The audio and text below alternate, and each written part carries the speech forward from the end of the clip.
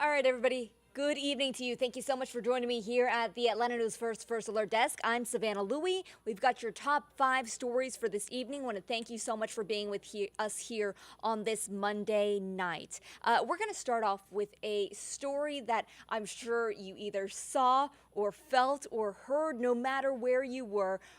In North Georgia tonight, and that's going to be the weather. Guys, I have some incredible pictures here I want to show you of some of the storm damage that we saw here in the metro Atlanta area. I hope you were all able to stay safe and dry as we heard those thunderstorms come fairly quickly. Now, I want to show you here. This is a picture, and we're going to go through several here that were sent in or captured by Atlanta News First. This is from the Palmetto Police and Fire Department. You can see here a large tree has fallen into the road here. Now, I do want to mention across North Georgia, more than 128,000 people are without power right now. That's according to Georgia Power. And that strong line of storms moving through the metro starting around 4 and most of the city covered by 6 p.m. by those storms. Here's another image here. I believe it's actually a video. Let's see if we can click on it and play it. All right, yeah, wow. Look at some of that rain and partial flooding. This is over at 14th Street, the exit off I-75 southbound in Atlanta just a few hours ago here. We know that wind gusts were about 70 miles per hour at the DeKalb Peachtree Airport. And again, plenty of people without power tonight. This image here from Ackworth, you can see a tree has fallen in the middle of the roadway here. And unfortunately, that's not the only tree that has fallen across the metro Atlanta area. We're tracking and hearing stories of a number of issues in that regard. Let's scroll down and see if we have any more images.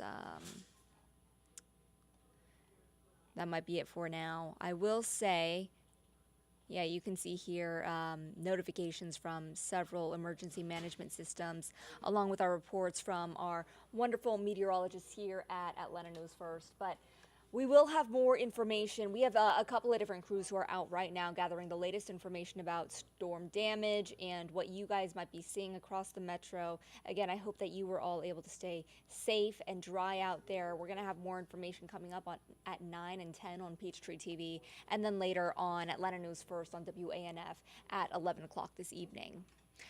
We also know, though, that unfortunately, this hasn't been the only issue when it comes to messy weather over the past 48 hours. In fact, I got to show you this. We're talking about major delays at Hartsfield-Jackson, Atlanta International Airport. Take a look at some of these lines from this morning here. This was after last night's storms. Hundreds of flights out of this airport impacted. We saw people sleeping on the ground, tired mothers watching while their children rested. A lot of these folks unsure of how they're getting to their final destination. Now, we know that some people don't even know how they're getting to their final destination, I should say.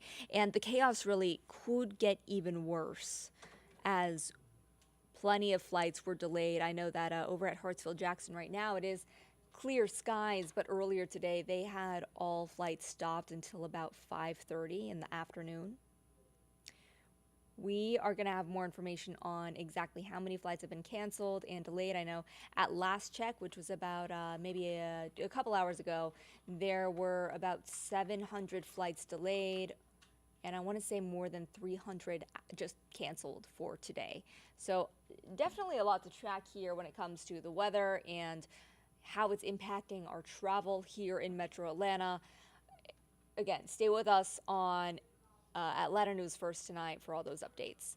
All right, I want to get to a really disturbing and disgusting story now. This, I believe, is an Atlanta News First exclusive, and we're talking about a rodent problem at a place where most of us would hope there is never a rodent around our fresh food, the food we give our kids, the grocery store. This happening out of Smyrna, and our reporter Adam Murphy was tipped off by a former employee of a Kroger in Smyrna that there was a rodent problem at the store. And I'm going to let Adam take it from here. It's enough to turn your stomach. It's just disgusting. It's disgusting. Amber Dent took these photographs inside the Kroger on South Atlanta Road in Smyrna, while working as an overnight associate. It's enough to turn your stomach. It's just disgusting. It's disgusting. Amber Dent took these photographs inside the Kroger on South Atlanta Road in Smyrna while working as an overnight associate. It's enough to turn your stomach. It's just disgusting. All right, guys, sorry about that. We are having some issues there with that story, unfortunately. I guess Adam's full story was not able to go through. My apologies there. If you want to see the full story for yourself, though, because it's a good one and it's fairly disturbing, I will say, I would say go to atlantanewsfirst.com. You can also check out the Atlanta News First app for any of that information there. All right, next story I want to get you to. This is a really sad story. Just one moment here while I pull up the right graphic for you. All right, we are talking about a number of horses, more than 24 horses, unexpectedly killed in a barn fire. All right, here's our story. You can find it online here. I'm having a little trouble with the video right now, so for all of these videos, I ask that you go to atlantanewsfirst.com. But you can see here that the Metro Atlanta community is really stepping up after 26 horses were killed. We know that the fire happened over the weekend at Blue Springs Farm in Ball Ground. The horseback riding school and horse boarding facility is truly loved in the community.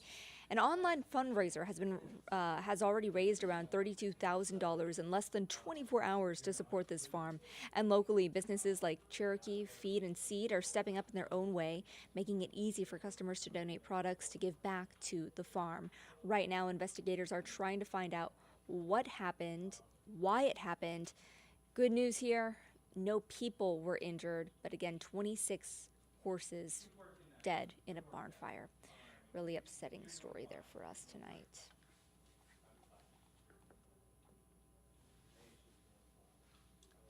All right, guys, and thanks for sticking with me here. We have one final story for you this evening. And if you've been following along with the national news cycle at all, this is not going to surprise you at all. We're talking about former President Donald Trump and the latest in a possible indictment happening right here in Fulton County. We are now in that 2-week window where we believe former President Donald Trump could be indicted right here in Fulton County. Right now, barricades are set up near the Fulton County Courthouse. Major roads are blocked off. All of this to maintain order whenever, if that announcement comes down from District Attorney Fani Willis. Trump and some Georgia officials are being investigated, by the way, over alleged attempts to overturn Georgia's results in 2020 when the state went to President Joe Biden. Fulton County District Attorney Willis indicates that if an indictment is coming, it would happen either this week or next. Security barriers have already been up at the courthouse for days, and today a road closure and large police presence made it pretty obvious that something's coming. The former president is also facing federal charges for election interference that could closely mirror charges he might face here in Georgia over the weekend, or this weekend rather. And his attorneys indicate that they will use a free speech defense when considering Trump's other indictments and arraignments.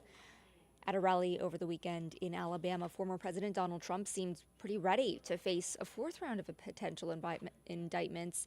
And again, this could come out of Georgia, out of Fulton County, any day now. All right, guys, I want to thank you so much for joining us this evening. Give me one moment here while I get meteorologist Patrick Pete all set up. I want to make sure I have the perfect graphics for him. He spends so much time working on these. I got to make sure that we are ready to rock and roll here. Patrick, what max are you? 4. You're 4? Oh, here you are. Okay. Probably for another week. You're 4. This is 4. Yep. Oh. Yep, you're already on. All right. I'm on it.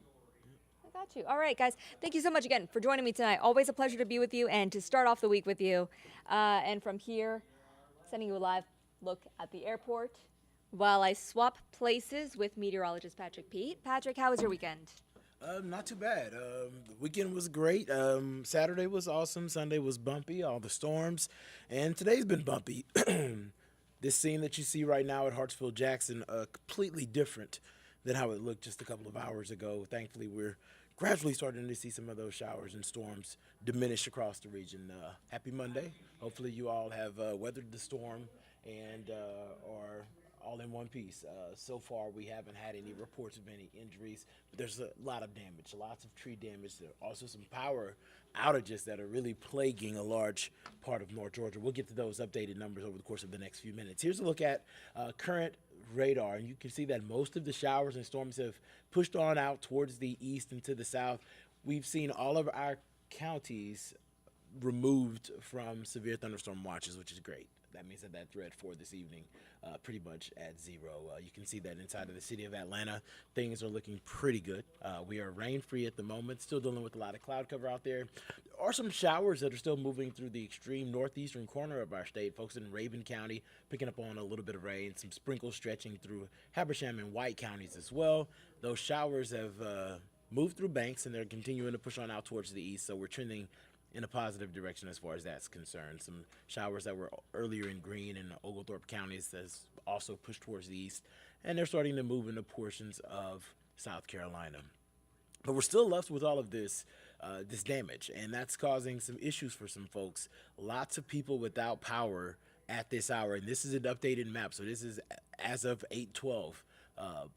62,000 people without power in DeKalb County, 20,000 people in Fulton County, 6,000 people near, that's going to be Henry County. And then we're also talking about Newton County, roughly 5,500 people without power. So lots of damage as these storms have rolled through the area, producing 60 to 70 miles per hour wind gusts, widespread across a lot of areas. So definitely thoughts with the crews that are out there doing the work to get power back on, and hopefully we can get power on pretty quick because it is warm out there, and we are still dealing with some warm temperatures as we head through the next couple of days. Now, I'm expecting it to be humid tomorrow. Temperatures should hover somewhere around 89 degrees. If we hit 89, that will officially break our heat wave, our 16-day heat wave that we've been in.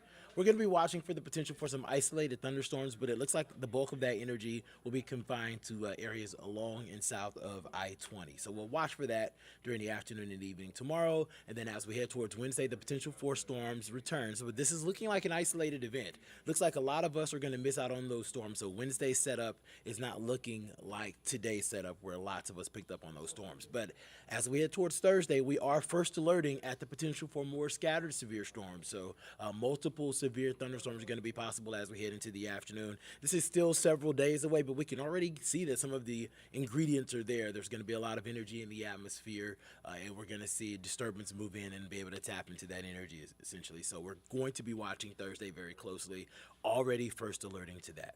Meanwhile, your Tuesday is going to start off pretty nice. A good mix of sun and clouds. We'll see clouds build as we head into the afternoon, but we'll be rain-free until roughly 4 or 5 o'clock. We'll start to see some of those showers and storms moving in. You can see how the yellows, the reds, they're mainly along and south of I-20. There is a low-end chance for showers as far north as the mountains, but you can see that's lighter green, so that's going to be lighter rain.